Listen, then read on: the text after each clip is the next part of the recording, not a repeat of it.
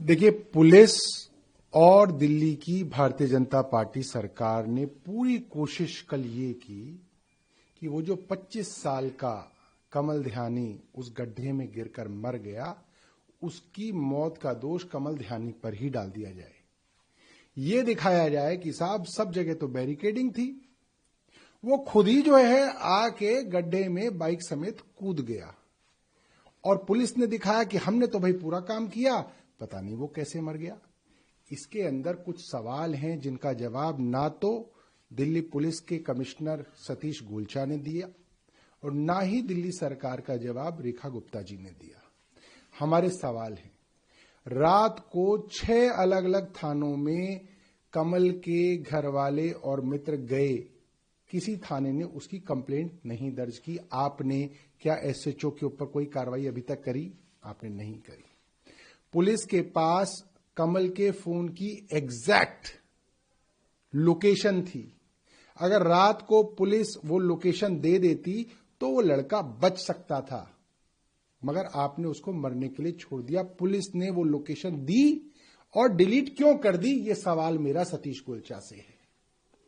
इसके बाद जब प्रत्यक्षदर्शी सुबह वहां पहुंचे, उन्होंने बोला वहां कोई बैरिकेडिंग नहीं थी, मगर आशीष सूद वहां पे मौके पे पहुंचे, पुलिस के साथ मिलकर उन्होंने पूरा का पूरा क्राइम सीन ड्रेसअप किया, बैरिकेड लगा दिए गए ताकि लोगों को यह बेवकूफ बनाया जाए कि साहब सारी बैरिकेडिंग थी, वो लड़का पता नहीं कैसे मर गया। इसके अंदर अभी तक पुलिस ने सीसीटीवी फुटेज जो है बाहर नहीं की है।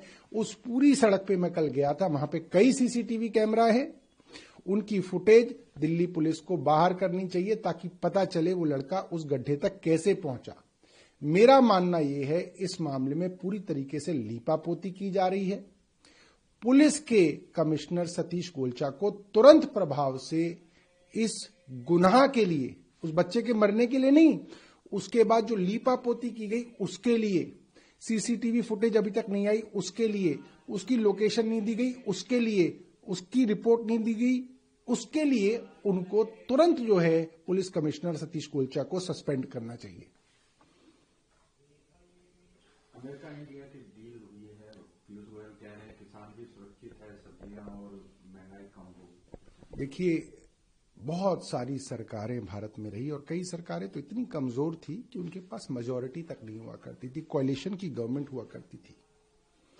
पॉलिटिकली कमजोर सरकारों ने भी अमेरिका के आगे इस तरीके से देश का सरेंडर नहीं किया।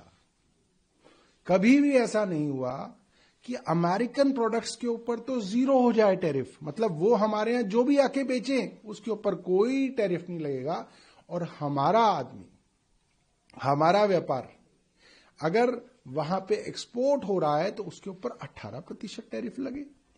और अमेरिका की धमकी कि तुम अब रूस से तेल नहीं खरीदोगे, अब तुम ईरान से तेल नहीं खरीदोगे, अब तुम हमसे तेल खरीदोगे। क्यों खरीदेंगे भाई? हमें जहां सस्ता मिलेगा हम वहां खरीदेंगे। क्या अब अमेरिका के राष्ट्रपति ट्रंप जैसे वेनेजुला को चला रहे हैं वैसे ही वो भारत को भी चलाएंगे? वो कहेंगे सीज फायर तो हम कहेंगे सीज फायर, वो कहेंगे उससे खरीदो तो हम कहेंगे जी मालिक उससे खरीदेंगे। ऐसे क्या? आपने क्या पूरे देश को अमेरिका के आगे सरेंडर कर दिया? ये हमारा सवाल है देश की सरकार से। मणिपुर में नई सरकार गठन हुई है और हिंसा का दौर जारी है। देखिए, मणिपुर भारतीय जनता पार्टी की लेबोरेटरी है। भारतीय जनता पार्टी की केंद्र सरकार ने जो नफरत के बीज वहां पे बोए, अब उसकी फसल काटने के लिए केंद्र सरकार वहां जाना नहीं चाहती। चोरी छुपे एक राज्य का आप डिप्टी सीएम यहां दिल्ली में बना रहे हैं, इससे पता चलता है कि सरकार के मन में चोर है।